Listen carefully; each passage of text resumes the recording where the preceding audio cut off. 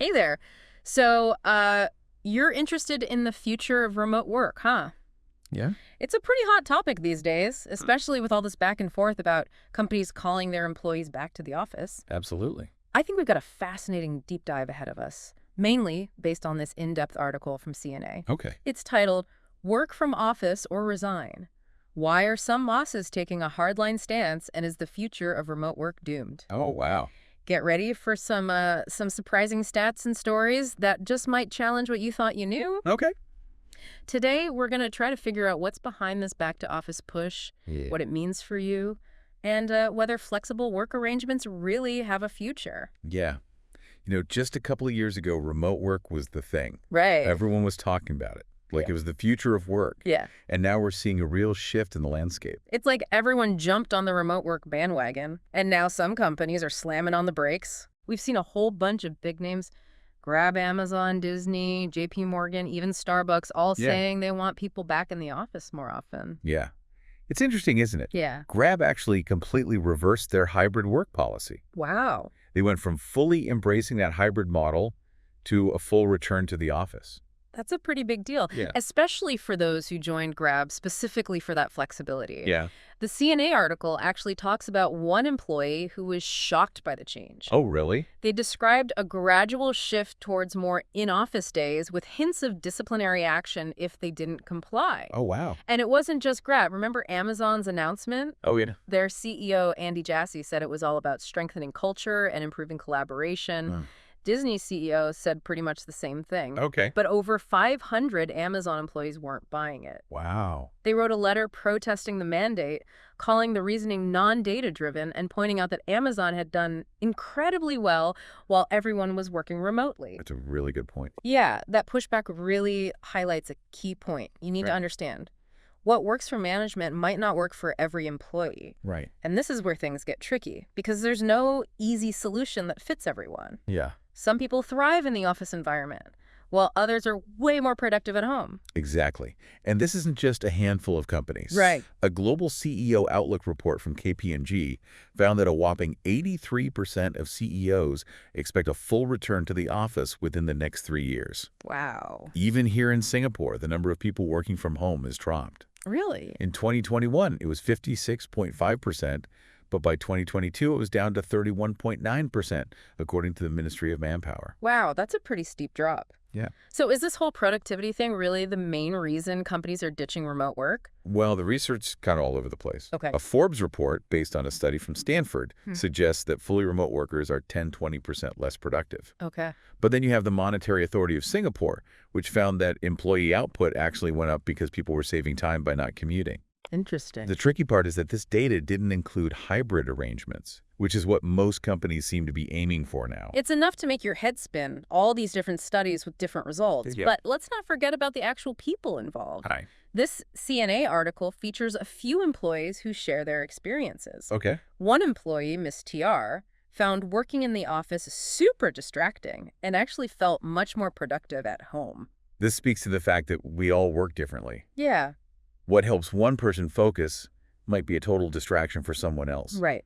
So maybe it's not just about being in the office, Okay. but about creating an environment where everyone can do their best work, regardless of location. Absolutely. Yeah. And another employee, Mr. Imran Jory, talked about the challenges of childcare while working remotely. He loved the flexibility, but it definitely wasn't without its downsides.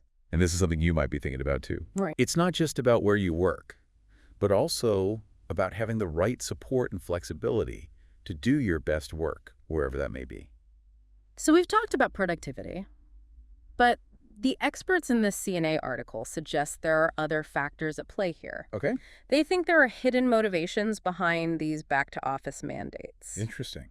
Let's take a look at what they are.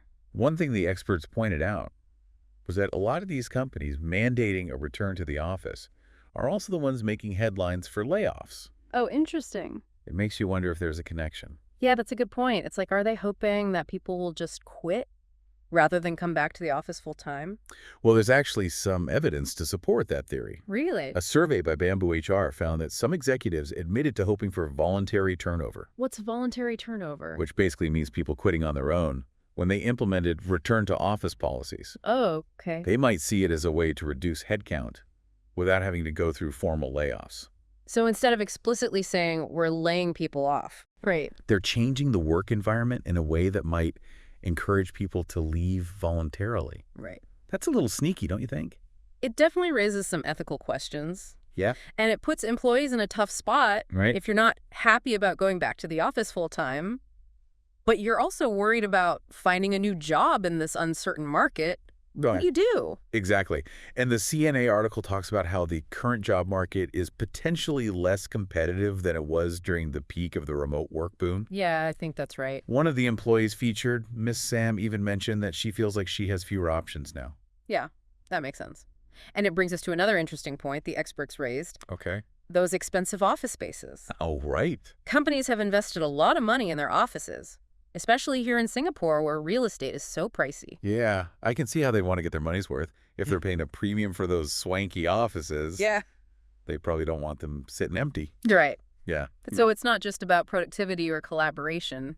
It's also about justifying those high real estate costs. It's all connected. Yeah, exactly. Okay, so we've got companies potentially trying to cut costs, expensive office spaces to fill, and a job market that might be giving employees less wiggle room.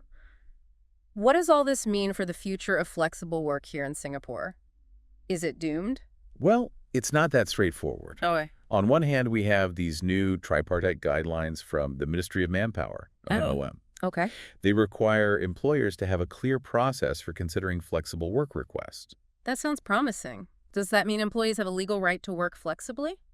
Not quite. The guidelines are a good first step, but there's a catch. Okay. The framework relies heavily on employer goodwill. Uh-huh. There's no legal obligation to approve flexible work arrangements. And there's concern that companies could find ways to circumvent the guidelines. So it's a step in the right direction, but maybe not the game changer some people were hoping for. What do you think this means for employees' ability to negotiate flexible work arrangements? Will they have any bargaining power? That's a big concern. If more companies default to in-office work, employees might have fewer options and less leverage to negotiate. Right. This could lead to a situation where flexible work becomes a perk reserved for a select few, rather than the norm. And what about the companies themselves? Are there any risks for them in all of this? Definitely. Yeah. Companies seen as inflexible could face reputational risks, Okay. especially when it comes to attracting and retaining top talent.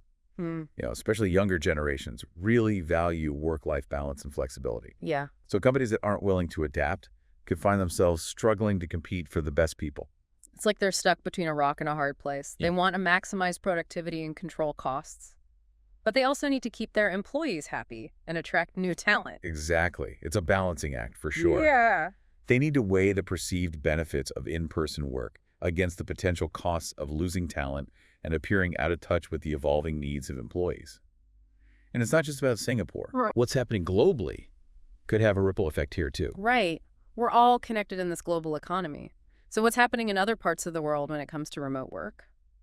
We're seeing a similar back-to-office push in major economies like the US, UK, and China.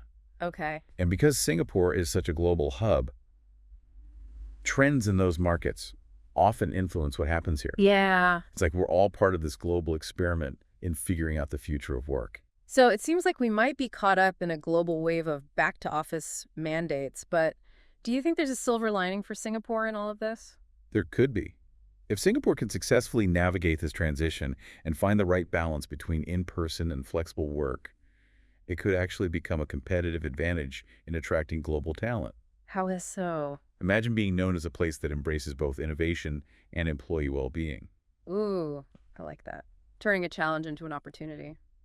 But with all this talk about global trends and the limitations of those MOM guidelines, are you still optimistic about the future of flexible work in Singapore? Honestly, it's hard to say for sure. Yeah. Those MOM guidelines, while not legally binding, are a clear signal that the government supports flexible work arrangements. Okay. That makes it unlikely that we'll see a complete disappearance of flexible work here. But I do think the initial remote work honeymoon is over. So you're saying it's not going to be as easy as it was during the height of the pandemic when companies were practically begging people to work from home. Right. We're entering a more nuanced phase where companies are experimenting and figuring out what works best for their specific needs and industries. It's not a one-size-fits-all solution anymore. So what do you think the long-term trends look like? Will we settle into some kind of hybrid model, or will the pendulum swing back and forth? I think it's going to be a bit of both. Okay. We're going to see a lot of experimentation and adaptation in the coming years, Mhm. and the balance of power between employers and employees will likely shift as the job market evolves. And what about the employees themselves? What should they be thinking about as they navigate this evolving landscape? That's a great question. I think it's crucial for employees to be proactive and advocate for their needs. Okay. Understand your company's policies, know your rights, and don't be afraid to express your preferences. So it's not just about accepting whatever the company decides. Exactly. It's a two-way street. You have a voice, and you should use it. This is also a time to focus on developing skills that are valuable in both remote and in-person settings, things like communication, collaboration, and self-management. Great advice.